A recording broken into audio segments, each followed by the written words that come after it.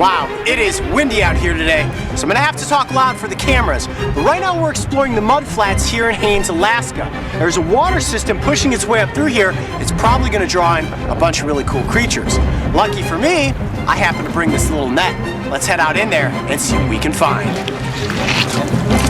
Got it! Yes! Holy cow, my net is absolutely full of them. Oh, they're pricking me. Oh!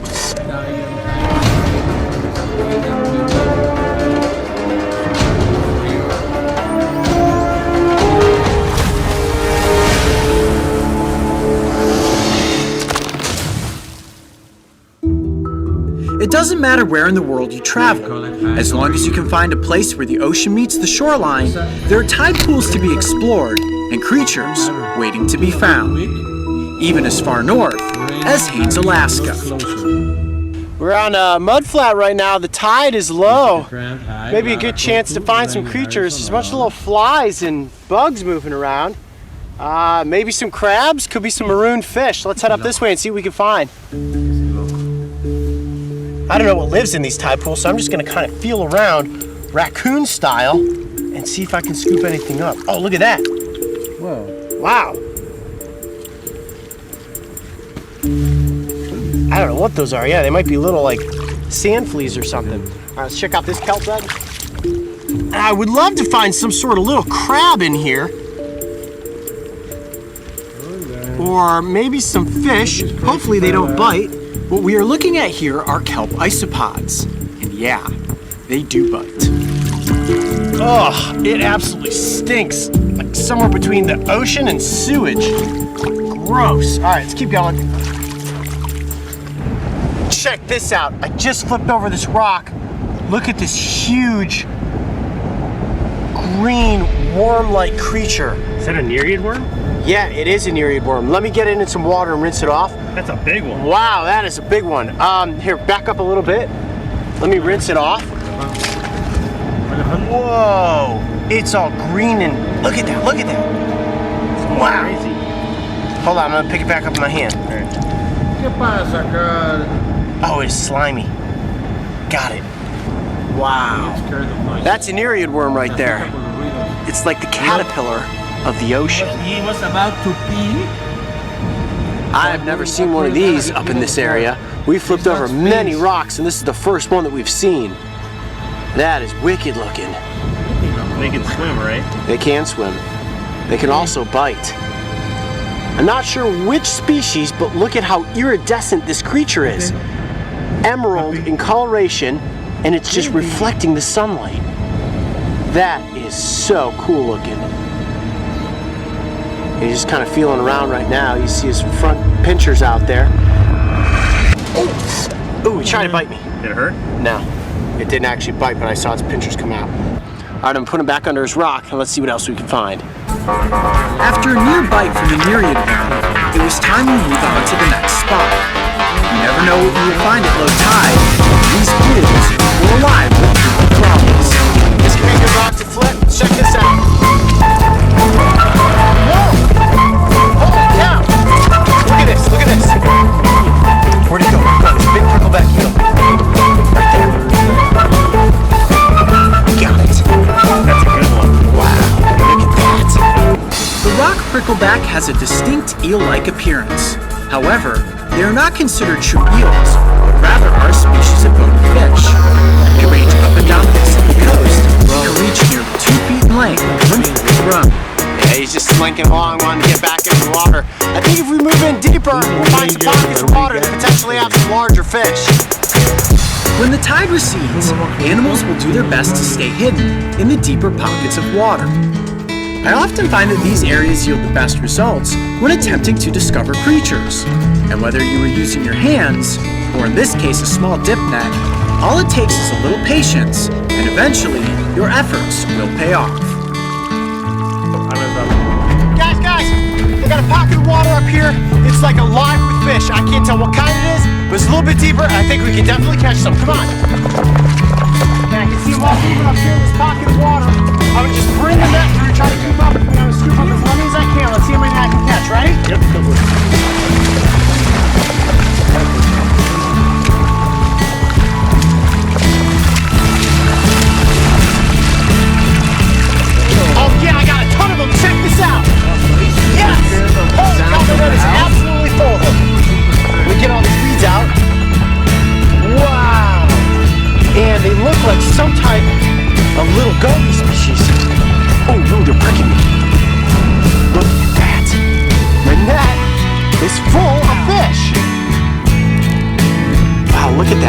I've caught 6 of them in the net. And honestly, I'm not sure exactly what species of fish this is. They look like gobies, and I'm saying that because their head kind of looks like a tadpole, the body looks like a fish. They also have these little spikes coming out of the side of their head that are rather sharp. I'm gonna actually have to look these up. They are absolutely filling up these little tide pools.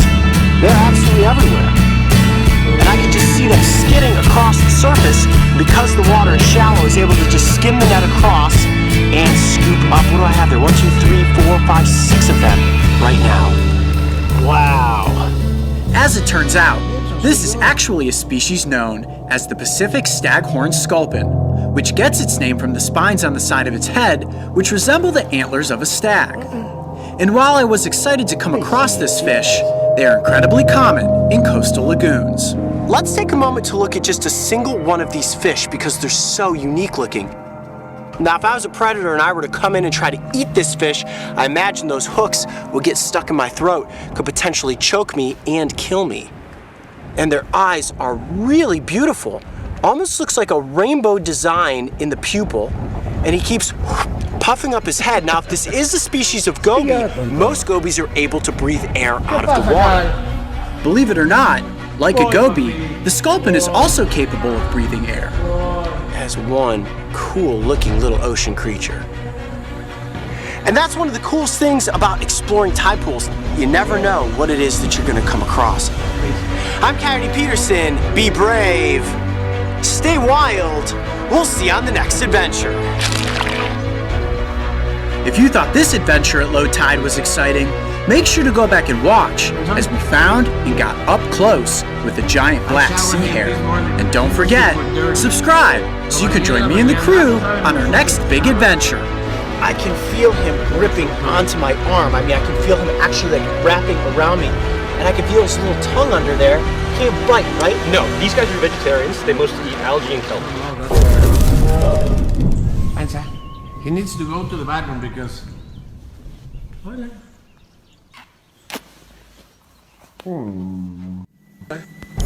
I'm Coyote Peterson. Right now we're hiking in the southern swamps of Texas, which is home to 2 different water snake species. One is venomous and one is not. If your life depended on it, would you be able to tell the difference? Stick around, because we're about to show you.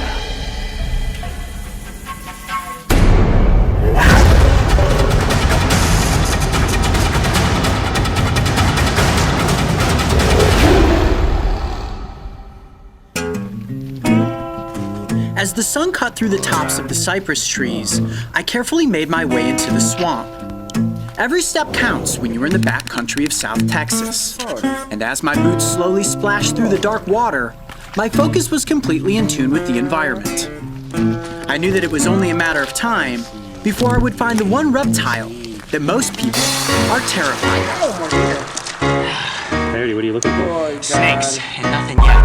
You know, most people are out there, they're hiking, and they stumble upon snakes when they don't expect it. Me, I'm always looking for them. But if you do come across one in the wild, it's really important to identify the species. A lot of times you have a non-venomous snake looking for a venomous one. Unfortunately, these non-venomous snakes are then vilified into being venomous, and a lot of times they end up being killed. My goal today is to catch one non-venomous snake and one venomous snake so that we can show you the distinct differences between the two. It's a long search out here in the swamps. Don't give it up. We're gonna find some snakes.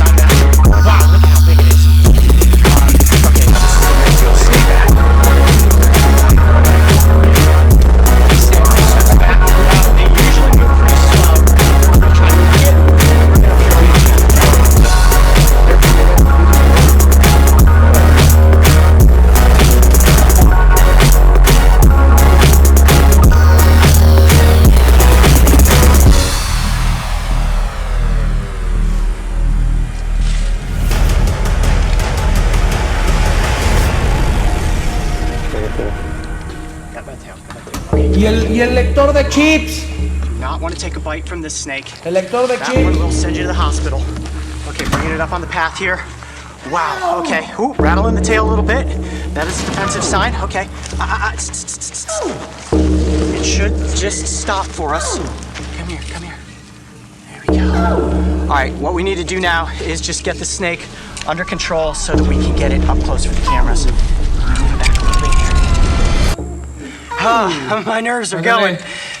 Just looking into the water there, and that's how well these things camouflage. I just saw it out of the corner of my eye, just an obscure shape up against that cypress. And that's what these snakes will do. You don't often see them just slithering about like you would a water snake.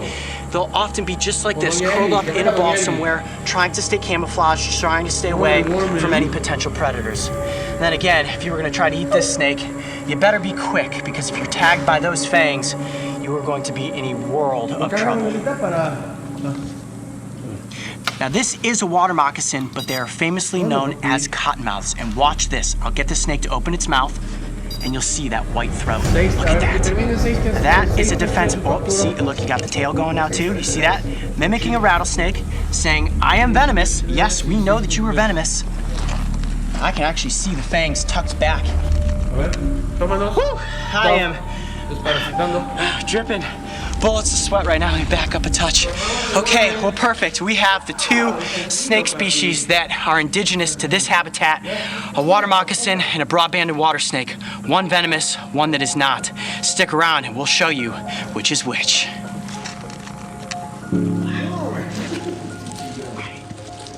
Check this out. Completely calm now, considering the fact just a few minutes ago, this snake was doing everything it could to bite me and get away.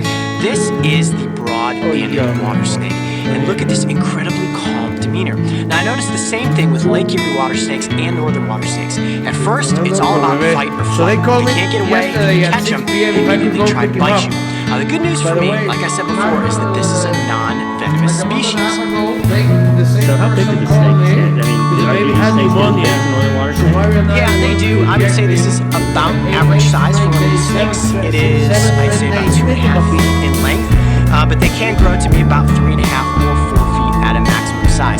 Females are larger than the males, and I do believe it's a male looking at its clothing. Yeah, you're a handsome fella, aren't you? Now, these snakes are often misidentified. People see them near the water and they automatically think it's a water moccasin. This is a very common species all across the southeastern United States. And the reason people mistake it for a water moccasin is mostly the fact that A, it's right by the water, and B, the coloration. I'm going to turn the snake just a little bit. You see all that dark brown that runs the length of the body, and then that faded banding looks just like a younger water moccasin. But then, of course, if you flip the snake over and look at its belly, look at all that copper checkering. You will not find that on a water moccasin. And not that you'd ever necessarily see the belly of the snake, but I just think that that's really, really cool looking. This is actually the first time I have caught this species of snake, and it is just so incredibly calm right now. I cannot believe how comfortable this snake has gotten with us. We've only been handling it for a few minutes. Oh, but it did musk on me. There you go. See that white stuff on my hand right there? Yeah, it stinks. That is another defense mechanism on a potential predator that's trying to eat you. All right, but I'm not going to eat you. Don't worry. We're just hanging out with friends. This snake is so cool. I think at this juncture we should bring out the water moccasin. I'm going to hand this snake off to Mario. He's going to bring in the moccasin. This is going to be a little bit more dangerous. Hopefully we'll get that snake to just calm down on the ground, and we'll get the cameras up close for it so we can show you the distinct field markings of that snake. All right, you ready? Yep. All right, now we're going to bring in the water moccasin. Just keep your wits about you because this is going to be slightly more dangerous. Okay, let me bring it over here. Slightly is an understatement. Yeah. I got it. Let me get her to calm down. Hold on, I'm gonna get her to stop. There we go. So, Coyote, the water snake you just held had anticoagulant in its saliva. This snake has venom. What would this snake do to you? This snake would, depending how your body reacted, it could potentially kill you. There are not many reported deaths from water moccasin bites. However, that venom is incredibly toxic and it will break down your red blood cells. You could lose a finger, you could lose your hand. Let's just put it this way. If I'm tagged by this snake, we are leaving this scene and we are heading to the hospital. So I need to be extra careful right now. Mark, we've got you a couple feet past the snake. We've got Mario just off camera here making sure the snake makes a move. You can keep it away from you, Mark. But other than that, if we just stay calm and collected just like this in front of the snake, we should be just fine. You see the snake's not trying to flee, it's just keeping itself low to the ground, its body spread. Look how wide and girthy that snake is. Now, these snakes, like the banded water snakes, are aquatic. However, they do not dive down underwater to hunt. You will see them occasionally moving from pocket of water to pocket of water, but they usually are hunting on the embankment. These snakes do not have rattles like rattlesnakes, and they rely on their camouflage to keep them hidden. A lot of times people will be walking down a trail, you accidentally step on the snake, and that's how you were bitten. This snake has no interest in chasing or hurting humans. If you just admire this animal from a safe distance, you're gonna be just fine. Okay, so the most important part of this episode is that we want to show you a comparison of this snake next to the broad-banded water snake. Now, to do that, I'm going to have to get the water moccasin under control, which means I'm going to use my snake hook to gently pin its head and then pick the snake up. Mario's going to bring in the broad-banded water snake. We're going to put them side by side and show you the distinct field marks so that you can properly identify these snakes if you ever come across them in the wild.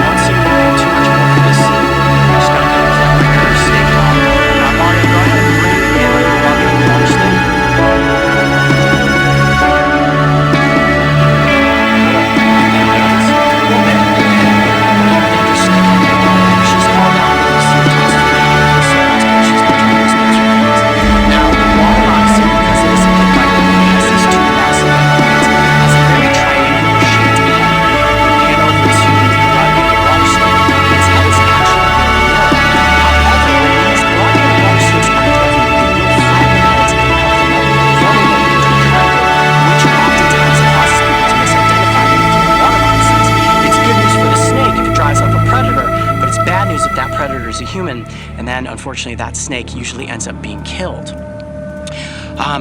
Sorry, a little nervous. Let's look on the heads as well at the snake's eye. So I'm going to just slightly turn. I'll move. You stay there. Okay. You'll notice that the water moccasin has a vertical pupil, while the banded water snake has a circular pupil. I don't imagine anybody out there watching is ever going to get face to face with either of these snake species, but if you happen upon one and you see a vertical pupil, you know it's a moccasin and you know that it's venomous. Now, the last difference on the face of these snakes is the fact that the water moccasin is a pit viper.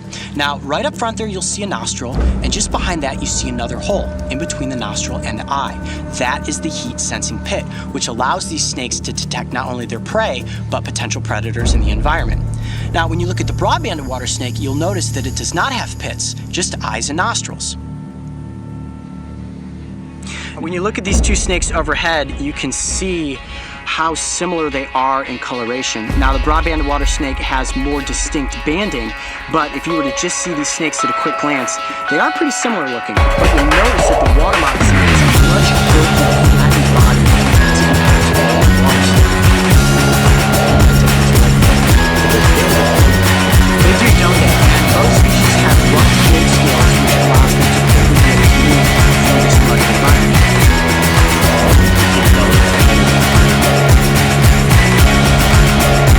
Now, you're never likely to see the belly of these two snakes next to each other, but as you can see, the banded water snake is beautiful and checkered, and the water moccasin is just kind of pink. Not that that makes the snake any less special. You smell something, right? You do. I smell that same thing.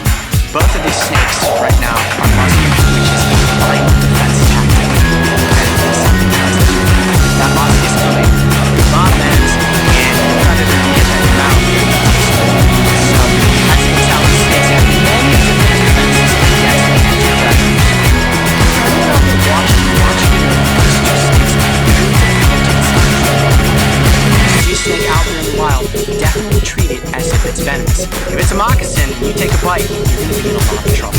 So it's best to just always admire these animals from a safe distance. I'm Coyote Peterson. Be brave. Stay wild. We'll see you on the next adventure. All right, you ready to let me go? Let's do it. Back into the wild with these snakes. Dangerous aspects of this job. The reason I do it is so that we can learn about these incredible animals and hopefully walk away with a deeper respect. And once, they're afraid.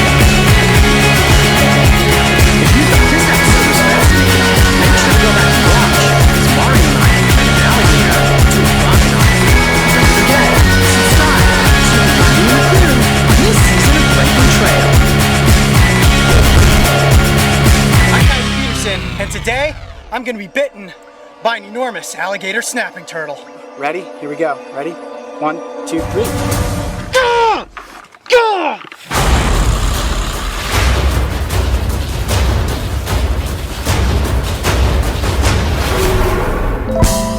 Alright guys, so right now I'm sitting here, geez, calm down, with a 50-pound alligator snapping turtle. A couple months back I posted a photo on Instagram and Facebook and asked the question, should I be bitten by an alligator snapping turtle? I was expecting you guys to say, no way Coyote, don't do it. But surprisingly, more than 95% of you said yes. Want to see what it looks like if an alligator snapping turtle bites you. I've been stung by a scorpion, I've been grilled by a porcupine, I've been batted around by a grizzly bear. But nothing, I don't think, makes me more nervous than to get my arm into the jaws of this turtle. Now let's take a look at this actual fight moves here. Look at that. That fight used to lop off my fingers, so you're not going to see me doing this. But what I'm going to do is actually put my arm into the turtle's jaws. Now we're going to test this out first with a turkey leg, which is about to bring around in my forearm, just to see what sort of damage this turtle's jaws are capable of doing. I know you guys are probably sitting there right now thinking, Coyote, you are absolutely crazy. My heart is speeding right now, and yeah, I think this is pretty crazy. If you guys had all said no, definitely don't do this, I probably would have done it. But there's so many of you that want to see me chomp by an alligator snapping turtle. I think I gotta go through with it. We have bought some giant turkey legs to do a test to see just how powerful this snapping turtle fight is. You think this is crazy, right, Adam? Hey, look at that. That is solid meat and bone right there. If you look at my forearm, that's about as thick as my forearm is. That's a big turkey leg right there. And my arm is just about the same. It's all muscle right there, muscle and bone. So what we're going to do is attach this turkey leg to the back of a piece of bamboo. I'm going to reach it out and I'm going to let that turtle latch down on this. And we're going to see just how hard and deep his jaws cut into that meat. And if he cuts all the way through down to the bone, I don't know guys, I don't want to get injured so bad that I'm sent to the hospital. He gets through this turkey leg. He's getting through my arm. You ready? Alright, bring that dragon in here. Let's lay him just kind of right up top here. Let's put him just slightly off the front edge. Got a good shot on that. Alright, here we go, guys. This is an alligator snapping turtle biting down. Oh my goodness. Oh my god. Holy cow, did you see how deep his beak just went into that meat? Big guy, gotta know about that. Oh my gosh, did you hear that?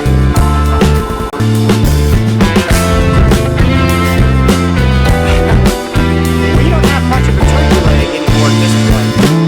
Look at the meat is just falling off. That was a solid turkey leg. That is his lower beak. That's the hole that the lower beak made.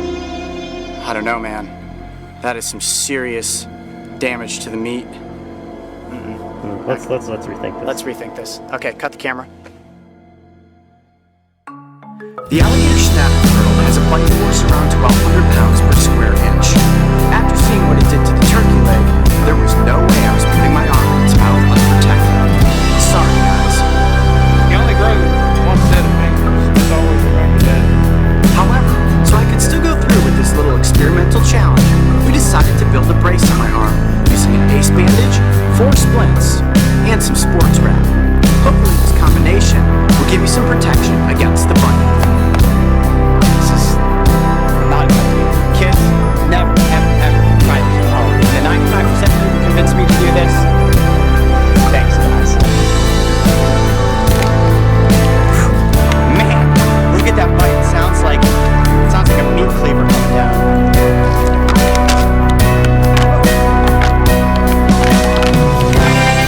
Yeah,